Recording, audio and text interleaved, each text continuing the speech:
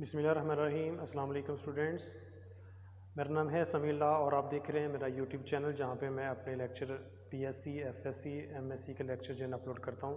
तो आज की इस लेक्चर में हम बात करने वाले हैं एफएससी क्लास 12 उसकी एक्सरसाइज चैप्टर नंबर 1 एक्सरसाइज 1.3 के ऊपर। तो चलिए बात करते हैं हम एक्सरसाइज 1.3 के ऊपर।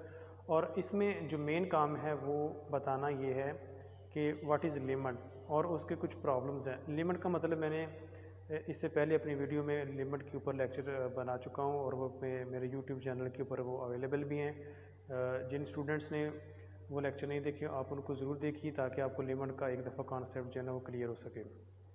लिमिट का मैं हल्का सा दोबारा बता देता हूँ। लिमिट का मतलब होता है कि किसी पर्टिकुलर पॉइंट के ऊपर कोई फंक्शन कैसा बिहेव कर रहा है, यानी उस पॉइंट के ऊपर फंक्शन अवेलेबल नहीं है, क्योंकि लिमिट ली ही उस वक्त जाती है कि जब कोई ग्राफ जब चलता है, कोई ग्राफ है उसमें हल्का सा ब्रेकेज आ जाता है, हल्की सी उसमें दरार आ जाती है जहाँ पे ग्राफ ब्रेक कर जाता है। तो जब ग्राफ ब्रेक करता है तो जिस पॉइंट पे ग्राफ ब्रेक करता है उस पॉइंट पे हम लिमिट निकालते हैं। अगर वो ग्राफ ब्रेक ना करे तो लिमिट निकालने की ज़रूरत नहीं है। तो चलिए हम लिमिट के बारे में कुछ प्रॉब्लम्स हैं वो हम सॉल्व करते हैं। तो आप लोग जिन बच्चों ने लिमिट का जो लेक्चर है मेरा वो आप ज़रूर सुनिए ताकि आपको उसका अच्छा एक कॉन्सेप्ट जो है ना बने। तो 1.3 के ऊपर बात करते हैं।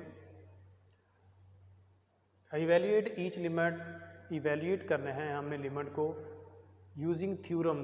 थ्योरम इसके कुछ ये होते हैं कि जब कोई लिमिट, फर्ज करें कोई लिमिट किसकी ली जाती है, लिमिट हमेशा ली जाएगी किसी फंक्शन की, किसी फंक्शन के लिए। तो जो भी आपके पास फंक्शन है अगर उसमें कोई प्लस माइनस हो रहा है तो हम हर एक फंक्शन की जो है ना वो लिमिट सेपरेट कर सकते हैं। अगर डिवीजन हो रही है तो उसमें भी हम सेपरेट कर सकते हैं, मल्टीप्लिकेशन हो रही है उसमें भी हम उनकी सेपरेशन कर सकते हैं।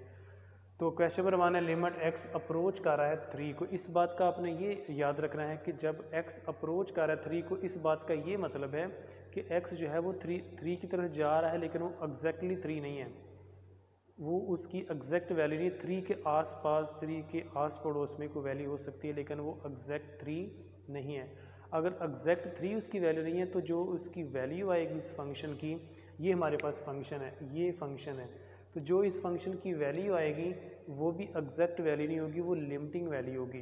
क्योंकि अब ये हमारे पास इसको 2x के साथ मैंने अलहदा जो है ना लिमिट कर दी और 4 के साथ अलहदा लिमिट कर दी। तो जब मैं लिमिट यहाँ पे 3 पुट करूँगा तो 3 मल्टीप्लाई टू 6, और यहाँ पर क्योंकि x की वैल्यू नहीं है तो उसकी डायरेक्ट हमारे पास 4 आ गई। तो 6 + 4 इक्वल कितना हो गया 10। अब ये जो 10 वैल्यू आई है ये वैल्यू कहलाती है लिमिटिंग वैल्यू। इस वैल्यू को नाम दिया जाता है लिमिटिंग वैल्यू। क्यों? ये एग्जैक्ट वैल्यू नहीं है, ये 10 वैल्यू एग्जैक्ट नहीं है, ये 10 के आसपास हो सकता है, 9.9 हो, 9.01 हो, 9.999 हो, कुछ भी वैल्यू हो सकती है, लेकिन एग्जैक्टली वो 10 नहीं होगी। और यही वो पॉइंट है जहाँ पर ग्राफ ब्रेक करेगा।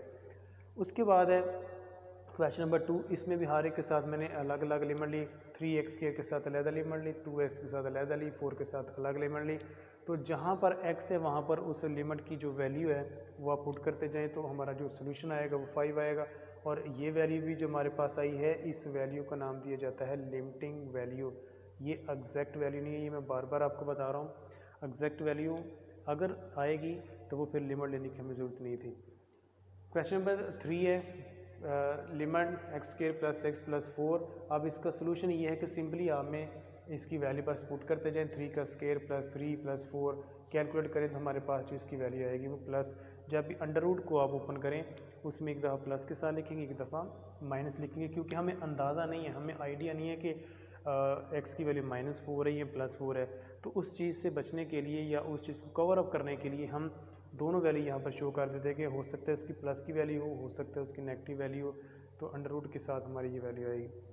नेक्स्ट क्वेश्चन नंबर 6 है कि लिमिट x अप्रोच कर रहा है 2 को। अब इसमें ऊपर एक फंक्शन है, एक ऊपर फंक्शन है, एक नीचे फंक्शन है। तो जो फंक्शन है इनको हमने अलग-अलग किया, जस्ट आपने इसके अंदर लिमिट पुट करनी है।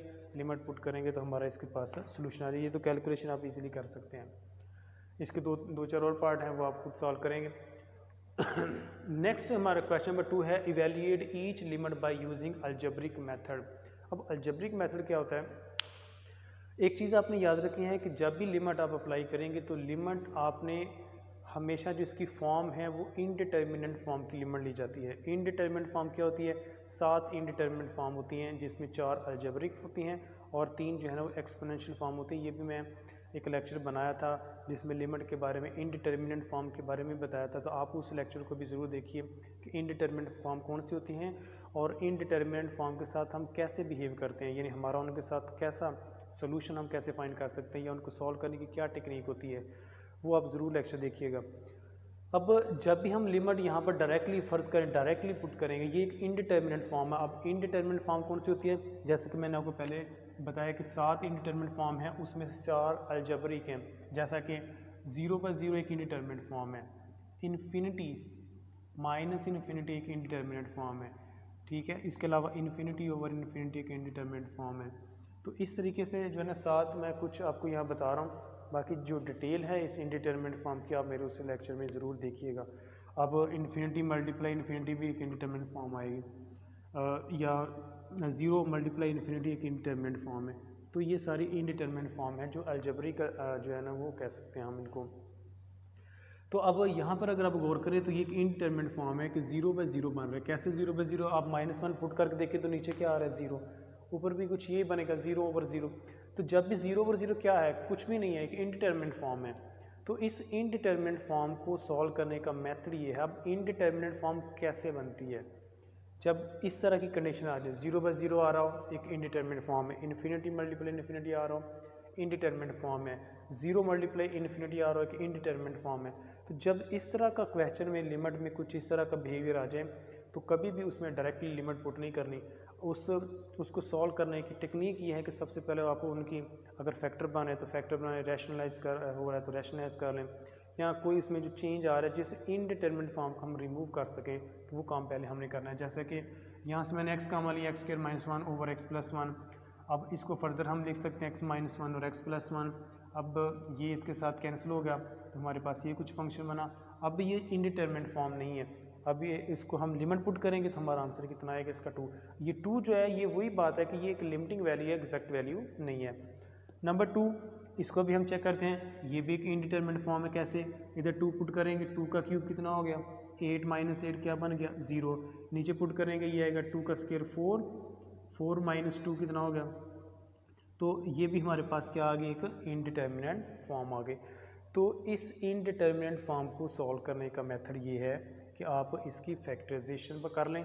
जैसा कि x3 - 8 है तो इसको मैं लिख सकता हूँ x3 - 2 की पावर 3। तो इसका क्यूब ओपन करेंगे तो हमारे पास ये फॉर्म जो है ना इस तरीके से बनती जाएगी। आगे आपने इसकी जस्ट लिमिट पुट कर देनी है। ये x - 2 के साथ क्या होगा? कैंसिल होगा। अब यहाँ पर वैल्यू पुट कर दें। इसकी वैल्यू क्या आएगी? वैल्यू हमने 2 पुट करनी है। 2 का स्क्वायर 4 + 4 + 4 ओवर यहाँ पर 2 + 3 कितना आ गया? 5। तो ये आ गया 12 ओवर